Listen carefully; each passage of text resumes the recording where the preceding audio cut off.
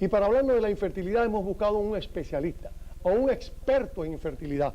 Para ello hemos traído al doctor Fernando M. Ackerman del Centro de Fertilidad de Miami del Hospital Baptist. Bienvenido a nuestro programa, doctor Ackerman. Gracias, señor Angulo. Doctor Ackerman, antes que nada, ese televidente quiere saber quién es el doctor Ackerman. Bueno, yo soy originario de Argentina, como verán con mi acento, pero hice mi formación en Estados Unidos hace unos 15 años y estoy en Miami, en el Fertility and IVF Center, en el campo del Baptist Hospital desde hace 4 años. Soy director asociado de este centro que se dedica exclusivamente a tratar pacientes que tengan infertilidad y problemas endocrinológicos relacionados con el tema. Bueno, ya tenemos una idea de quién es el doctor. Ahora la pregunta primera, ¿qué cosa es la infertilidad? Sí, tenemos que entrar a definir eso para que la gente que nos esté escuchando sepa. Infertilidad es cuando una pareja tiene relaciones sexuales con una frecuencia adecuada, o sea, 2 a 3 veces por semana, y después de 1 año no logra tener un embarazo. Esa es la definición exacta de infertilidad. Ahora, dependiendo de la edad de la mujer, uno tiene que hacer algún tratamiento y alguna investigación para ver por qué no queda embarazada, y eso varía de acuerdo a la edad de la señora. Por ejemplo, a mayor edad, uno más rápido tiene que hacer una evaluación.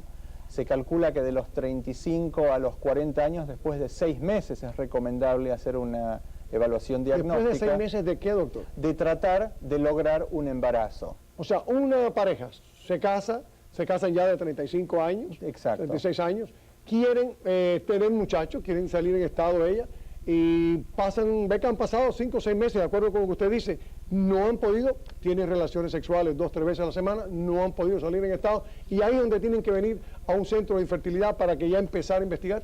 Pueden ser a un centro de infertilidad o al ginecólogo con el que la señora se está haciendo rutinariamente sus papanicolao, sus exámenes ginecológicos, pero es exactamente eso. Después de 6 meses, mayores de 35 años, la recomendación es hacer una evaluación.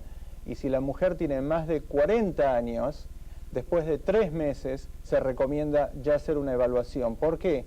Porque a medida que aumenta la edad, disminuye la fecundabilidad, o sea, la capacidad de esa mujer de reproducirse. Por eso es que a mayor edad se recomienda que el tratamiento se haga más rápido. Ahora, usted está hablando aquí de mujer y mujer y mujer. Entonces, la infertilidad no es un problema del hombre en la pareja, es un problema único y exclusivamente de la mujer. La mujer es la causante de que no salga en estado. No, esa es una observación muy, muy buena, porque yo me refiero aquí a la edad de la mujer. En el hombre la edad no es tan importante, pero como causantes de infertilidad, tanto el hombre como la mujer son los dos responsables o comparten la responsabilidad de la infertilidad. Un 40% de los casos de infertilidad son de origen femenino, o sea que hay un problema en la mujer. Un 20% son por problemas masculinos, el problema está en el hombre. Y un 40% son compartidos, o sea que los dos, el hombre y la mujer, tienen un problema. Y este problema es algo realmente muy, muy extendido en nuestro país. ¿Por qué? Porque se calcula que aproximadamente un 15% de las parejas que están en edad reproductiva, o sea, entre los 20 y los 40, 45 años de edad de la mujer, tienen problemas de infertilidad. Eso supone que en este país aproximadamente 12 millones de parejas tienen problemas de infertilidad. Tremendo problema, doctor. Exacto, exacto. Y eso no solamente aquí en Estados Unidos, en toda Latinoamérica, en el Caribe, en Cuba, son porcentajes similares los que las parejas se encuentran con este problema de la infertilidad. Hay un problema que por supuesto se cae, y es que el problema de la nacionalidad. Esto es más normal en los hispanos que en los anglosajones, o en cualquier grupo étnico el fenómeno de la infertilidad es el mismo porcentaje. No, la infertilidad no tiene fronteras, no respeta ningún grupo étnico, ningún país, ni que sea de Centroamérica o del Caribe o de Sudamérica o anglos, afecta a igual absolutamente a todos los grupos. Por eso es que no hay nadie que pueda ser exento. Hay ciertos grupos o ciertas pacientes que pueden tener más chances de tener una u otra enfermedad asociada con infertilidad, pero la infertilidad como grupo afecta absolutamente a todos. A todos por igual. Exacto. Llegando ya a este punto, ¿cuándo usted determina de las parejas que han ido a verlos usted que esa pareja tiene problema de infertilidad? Que hay uno de los dos que definitivamente, o los dos, son infértiles. ¿Cuándo usted determina eso? Bueno, muchas veces con el interrogatorio, o sea, cuando la pareja está sentada charlando conmigo, como estamos ahora con usted, obtengo muchísima información. Prácticamente un 70, un 80% de las parejas, uno solamente con hablar con ellas puede saber qué es lo que hay. Pero no es todo, o sea que también hay que hacer algunos test diagnósticos. ¿A qué me refiero cuando uno habla con la pareja y sabe que tiene infertilidad?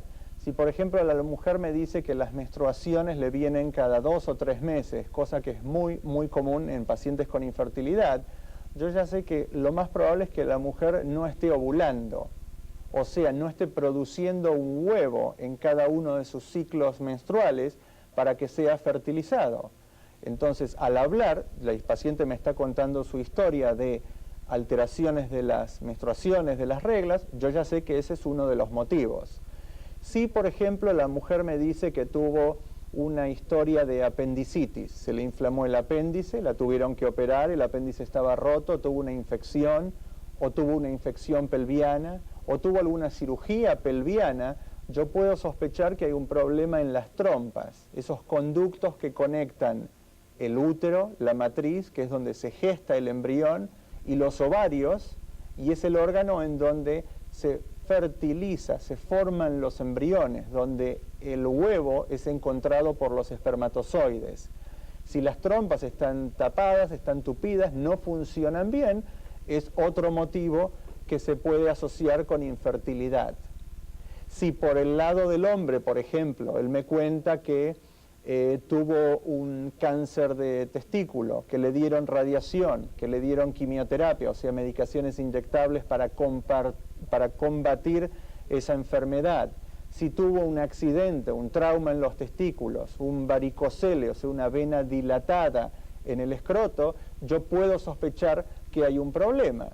Puedo sospecharlo y lo voy a confirmar cuando se hace un espermograma, o sea, un análisis del esperma, cuando uno ve el conteo, la motilidad, cuántos de los espermas se están moviendo activamente, la morfología, o sea, la forma de esos espermas. Hay algunos espermas que son anormales y que no van a poder fertilizar al huevo.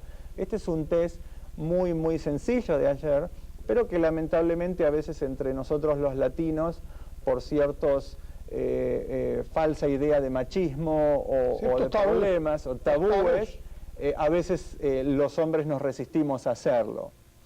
Hay una cosa, que esa televidente que nos está viendo mujer, bien sea madre, bien sea una muchacha joven, que está en esa edad, que está atravesando ese problema, le han dicho que esos test o son muy difíciles o son muy dolorosos. ¿Cuán doloroso, cuán complicado, cuán difíciles son esos test que usted tiene que hacerle para llegar a la conclusión de que esa mujer es infértil? Mire, yo he descubierto a través de muchos años de tratar pacientes, es que cuando a la mujer les avisa y les dice lo que le vamos a hacer, son realmente contadas las excepciones que las pacientes tienen problemas. Cuando uno comparte con ellas lo que hay que hacer, realmente lo toman muy bien. Por ejemplo, hay ciertos test, uno que tiene un nombre muy largo, si alguna televidente ha tenido infertilidad seguramente lo conoce, es lo que se llama histerosalpingograma o HSG. Es básicamente una radiografía en el que nosotros introducimos un líquido de contraste dentro del útero para ver si el útero, la matriz está bien y si las trompas están abiertas. Este test es un poco doloroso, molesta un poco, pero no requieren internación ni nada por el estilo. Las pacientes se van a trabajar, a hacer su actividad normal después de hacer esta radiografía, y si toman algún antiinflamatorio como ibuprofeno o paracetamol antes de el procedimiento, generalmente no tienen absolutamente ningún problema. También, ¿se hace bajo anestesia? No se requiere anestesia. Se puede dar en algunas pacientes que son extremadamente sensitivas, como dije, estas dos medicaciones que se pueden comprar en la farmacia sin ninguna receta médica, y si no, a veces se le puede dar alguna sedación. medicaciones como el diazepam o sedativos que algunas pacientes pueden requerir, pero generalmente el 99% de los casos no requiere ningún tipo de anestesia. ¿Se realiza la consulta del médico o se realiza en el hospital? Se tiene que hacer en un hospital o en un centro de radiología porque requiere las máquinas de radiología para poder hacer esto. Pero hay otros test que se hacen normalmente en la oficina del médico, lo que se llama una biopsia de endometrio. Se pone una pequeña cánula dentro del útero para ver si la mujer está ovulando. Y también hay muchos análisis de sangre en distintas épocas de la menstruación que nos van a indicar, por ejemplo, si la mujer está ovulando normalmente. Se mide la progesterona, hormona producida por los ovarios después de la ovulación. Hay otras hormonas que se denominan FSH, por las siglas en inglés, que se evalúan en el segundo o tercer día de la menstruación para ver si las mujeres están actuando, mejor dicho, los ovarios de esas mujeres están actuando como alguien de su edad o como alguien de más edad. Es un test que predice en cierta manera la capacidad de quedar embarazada de esas pacientes. Ahora hay un asunto que ya vamos entrando en esta preocupación general y quizás un poco fantástica del campo ya científico y el campo novelesco. Está lo que es la inseminación, está la fertilización in vitro. ¿Cuál es la diferencia entre una y otra y cuál de las dos es la más aceptable? Sí, eso es algo que muy comúnmente las pacientes nos preguntan. La inseminación es la colocación del esperma del esposo de la mujer dentro del útero de ella misma. Entonces uno sobrepasa, hace un bypass por sobre la vagina, por sobre el cuello y coloca el esperma bien cerca de las trompas. La inseminación hace que el esperma y el huevo se encuentren en la trompa, donde normalmente ocurre la fertilización, o sea, la formación del embrión. En la fertilización in vitro, el encuentro entre el óvulo, el huevo y el esperma ocurre en el laboratorio. Entonces, ¿cómo es que se hace esto? Hay que darle medicaciones de fertilidad a la mujer, que son inyectables, debajo de la piel, se estimulan los ovarios para que se produzcan varios huevos, se sacan de los ovarios, se llevan al laboratorio, que lo tenemos ahí mismo en nuestra oficina, y ahí se ponen en contacto, se incuban con el esperma en el laboratorio. In vitro significa algo que se asemeja a lo que ocurre normalmente en la naturaleza, en este caso en la trompa, pero llevado a un laboratorio. Es lo que se conoce como el bebé de probeta, o las siglas en inglés, el test tube baby. Bueno, justamente esto es lo que es la fertilización in vitro. Ahora, bien, ese televidente y yo creo que tenemos la misma preocupación. En ambos casos usted ha usado la misma pareja. Usted ha usado una pareja para la inseminación sin cambiar a nadie, ni hombre ni mujer. Exacto. Y en el otro también ha usado la misma pareja, sin cambiar a ese hombre ni esa mujer. Lo que ha hecho es que lo ha hecho fuera del útero, lo ha hecho in vitro, lo ha hecho no me ha hablado en ningún momento de cuando no funciona, cuando por problemas definitivos de infertilidad de uno de los dos, ni la inseminación funciona, ni funciona la fertilidad in vitro. O sea, cuando hay que ir al fenómeno famoso de traer de afuera el óvulo de otra mujer, exacto, o la esperma de otro hombre y producir in vitro este nuevo cuerpo, esta nueva vida. Exacto, porque no todas las parejas van a necesitar esos tratamientos. Es más, le diría que la donación de huevos o la donación de esperma es una minoría de los tratamientos que nosotros hacemos. Cuando el hombre tiene un conteo que es relativamente bajo, uno puede hacer una inseminación.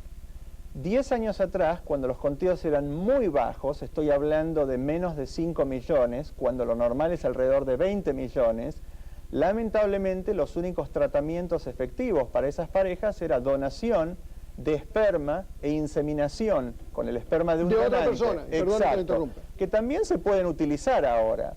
Pero hoy en día, por los últimos 10 años, se hace una técnica que se llama ICSI, por las siglas en inglés, que es la inseminación, la colocación del esperma, de un esperma, con una aguja especial dentro del óvulo. Todo esto Del se mismo hace individuo, del mismo esposo, de la misma, en el óvulo exacto. de la misma esposa. Exacto. No hemos traído a nadie de afuera. No, entonces esto le ha abierto la puerta a un montón de parejas en las que el hombre tenían una oligospermia, o sea, una disminución marcada del conteo de esperma, y con estos tratamientos esa pareja puede llegar a tener un embarazo que sea el hijo o la hija biológica de los dos, con el óvulo de la señora y con el esperma de él. En cualquiera de los dos aspectos, tanto in vitro como en inseminación. Exacto. Siempre pertenece a ese mismo padre, esa misma madre, y nadie tiene por qué tener ningún complejo de que en los genes van a venir cosas diferentes ni nada, porque es de ambos. Exacto, exacto. Inclusive hay parejas en las que el hombre no eyacula ningún esperma.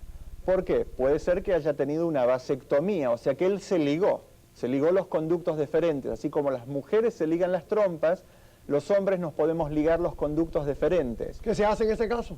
Se puede hacer. ¿Todavía hay esperma en ese hombre? Hay esperma en los testículos y hay esperma en el epidídimo, que es un tubo que está enrollado, muy largo, mide más de 1 metro de largo, que está conectado a los testículos. Entonces uno puede aspirar esperma del epidídimo y esos espermas son los que van a ser inyectados uno por uno dentro de los huevos de la mujer en el laboratorio. Entonces esa misma pareja puede tener esta opción de lograr un embarazo. Hay también ciertas enfermedades que a veces son de transmisión sexual que forman una obstrucción en los conductos que conectan los testículos con el pene, y al haber una obstrucción no se eyacula esperma. También podemos ir a aspirar el esperma y hacer la fertilización in vitro con esta técnica que se llama ICSI, como había mencionado. Yo creo que estamos viendo muchas cosas favorables en esto, dentro de ese mundo tan malo que nos habían puesto de la infertilidad, todas esas mujeres que han tenido ese problema. Escuchando al doctor, adelantamos mucho. También adelantamos mucho en el proceso este de que aún aquellas mujeres o esposos que se han casado por segunda vez, divorciados, que en la primera esposa o primer esposo el hombre se había hecho vasectomía. Exacto. Y se vuelve a casar ese hombre y decir, no, porque ya él se hizo la vasectomía, yo no voy a poder tener hijos. Y cogen temor hasta casarse con ese individuo porque no van a tener hijos por mucho que lo quieran. Pues no, ya hemos visto con lo que ha dicho el doctor que hay solución aún habiendo habido una vasectomía. Exacto, habiendo una vasectomía o habiendo una ligadura de trompas, uno puede hacer perfectamente estos tratamientos de la fertilización in vitro y la obtención del esperma. También, obvio, se puede hacer una cirugía para poner las trompas de nuevo juntas, pero es otro tratamiento. Doctor, y ahora entrando en la materia esta de interés ya definitiva, ¿qué relación tiene todo esto que hemos hablado de la infertilidad, de la inseminación, toda muy lógica en todo lo que usted ha explicado, y este problema del clon, de la clonificación y de cuando se apela a la extracción de una célula y se lleva eso a la creación se lleva a un proceso de fertilidad? Cada ser humano es un ser único y eso está determinado en cierta manera por la información genética y por la información que recibimos del medio ambiente. La información genética que todos nosotros tenemos está en el núcleo de la célula. La célula es la unidad que forman todos los distintos tejidos y los distintos órganos. El núcleo es esa parte central que comanda todas las funciones de esa célula, que tiene información genética que viene de la madre de ese individuo y del padre de ese individuo. Eso está en los cromosomas. Hay un número total de 46 cromosomas. Los espermas y los huevos tienen 23 cromosomas. Cuando se unen, forman un embrión que van a formar un ser adulto. En la clonación, toda la información genética no viene ni del papá ni de la mamá a través de un espermatozoide o un huevo. Viene de una célula adulta. O sea, viene de una célula de un glóbulo blanco, puede venir de una célula de la piel, de una célula del hígado, del núcleo de esa célula. Yo lo tengo que interrumpir porque quedan pocos momentos. Y esta es la pregunta esencial. La persona que ha sido producto, no lo tenemos todavía. Hoy en día no hay prueba de que se haya hecho un clon, pero se va a hacer. Estamos a las puertas de que se produzca el primer clon. Ese clon que se produzca, ¿de quién es hijo? ¿De la madre, de la señora, de la mujer en la cual ustedes en un futuro, el que produzca la clonación, lo lleva y pasa el tiempo del embarazo y se pasa los 9 meses? ¿O ese hijo que ha dado a luz esa mujer, que ha parido esa mujer, usando la palabra más correcta, es hijo de los familiares del cual se sacaron la célula? Biológicamente es hijo de la persona de la que se sacó esa célula, pero la maternidad es mucho más que biología. La maternidad influye un montón de cosas que van desde el cuidado prenatal al crecimiento de ese embrión, ese feto, ese niño, niña dentro del útero, dentro de la matriz de la persona. Entonces, la mamá es la persona que está haciendo crecer ese niño. Entonces, genéticamente la información viene de otra persona. Pero es que esa otra persona, si viene de esa otra persona, ese es el padre.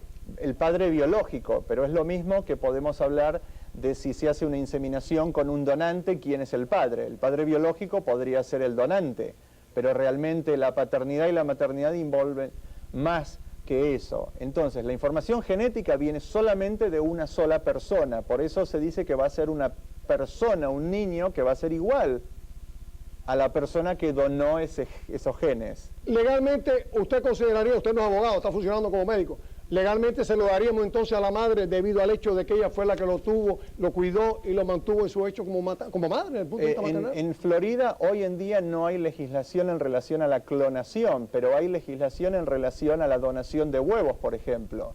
Y lo que dice la legislación en Florida es que la madre es quien está llevando el embarazo en su propio útero. O sea que no interesa de dónde vino el óvulo o el esperma o si fue clonado. La mamá de esa criatura es quien lo tuvo en el vientre durante los 9 meses de embarazo.